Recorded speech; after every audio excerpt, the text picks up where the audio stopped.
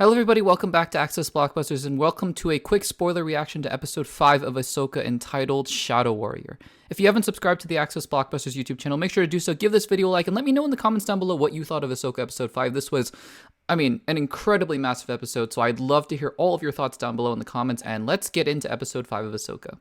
So, at the end of episode 4, we saw Anakin Skywalker, and we saw what we thought, and what we still think, at least what I still think, is the world between worlds, although maybe not as important to the story as I think we assumed it was, because at the end of episode 4, just seeing the world between worlds, we kind of thought, are they going to bring back time travel or space travel or whatever again, through the world between worlds, but it turns out, for now, at least, that it's just a place where Ahsoka kind of almost dies and then has a bunch of flashbacks. So let me get this out of the way really quickly before we get into the rest of the episode. Look, I grew up on Clone Wars. Like, for some people, it's the original trilogy that screams Star Wars to them. For some people, it's the prequel trilogy. For some people, it's Rebels even. For some people, even the next generation growing up watching Star Wars, it's the sequel trilogy. For me, it's Clone Wars.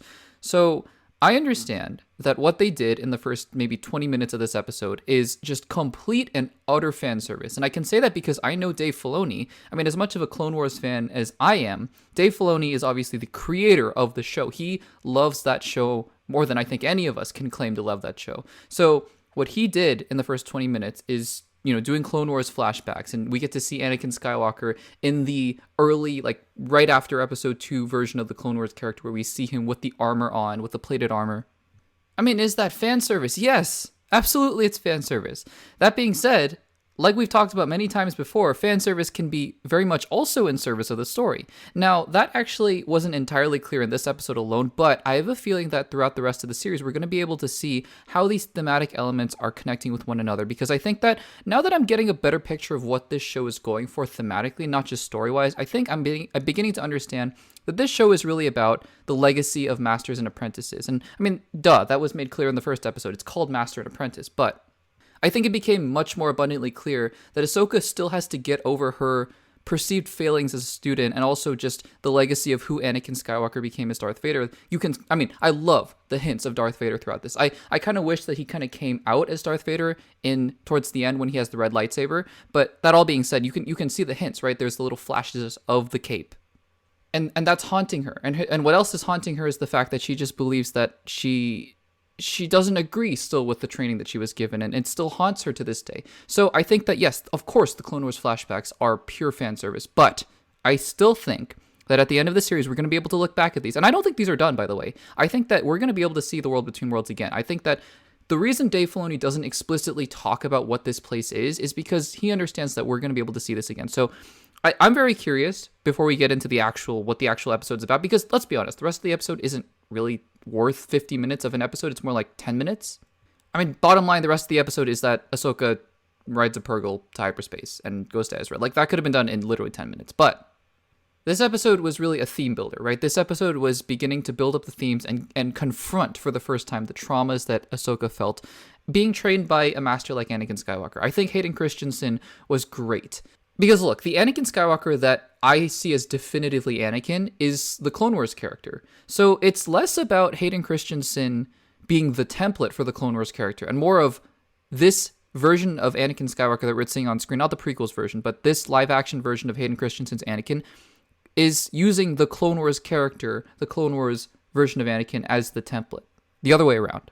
And just to hear Hayden Christensen, there's something about the voice that Hayden Christensen's doing, right? It's not so high-pitched, it's not so whiny, which obviously, Hayden Christensen is much older now, but it feels so much more Clone Wars, and you get to see the mannerisms.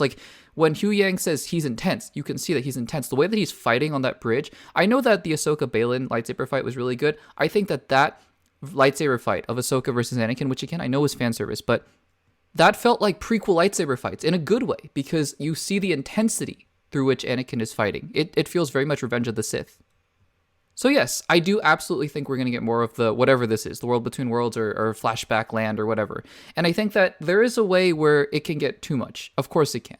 But I think it is in service of the themes, and I'm very curious to see where it goes from there. So, that all being said, if if Ahsoka episodes 6 through 8 are just some of the most awful pieces of television I've ever seen, I still can walk away from this series at least saying, I get to see some of the most fulfilling Star Wars just ever. And I know that that's subjective to me, but, it is what it is.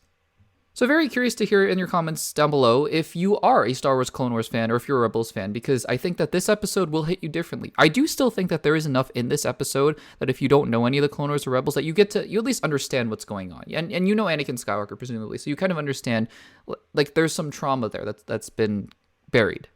The reason I spent basically the entirety of this video talking about that is because literally the rest of the episode is Ahsoka rides a Purgle in cyberspace to find Ezra. Like, literally, that could have been done at the end of last episode, honestly, in 5 minutes.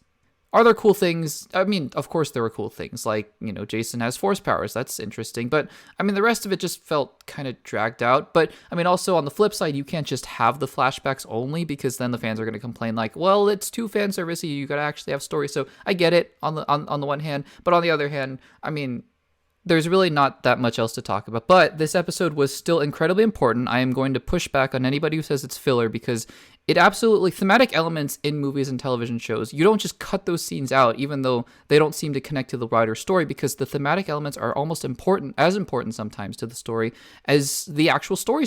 So the fact that they spent this much time on Ahsoka, I'm very curious to see how they proceed from here, how Dave Filoni proceeds from here. But again, just really happy to see this kind of episode. I think this episode on its own does not stack up as well as maybe an episode 4 of Ahsoka does, but I think that it's crucial to where they're going, and I'm hoping that we get to build upon that and wrap it up in a really satisfying conclusion by the end of the show. So what did you guys think of episode 6 of Ahsoka? Let me know in the comments down below. Make sure to subscribe to the Access Blockbusters YouTube channel, and I will see you guys in the next one.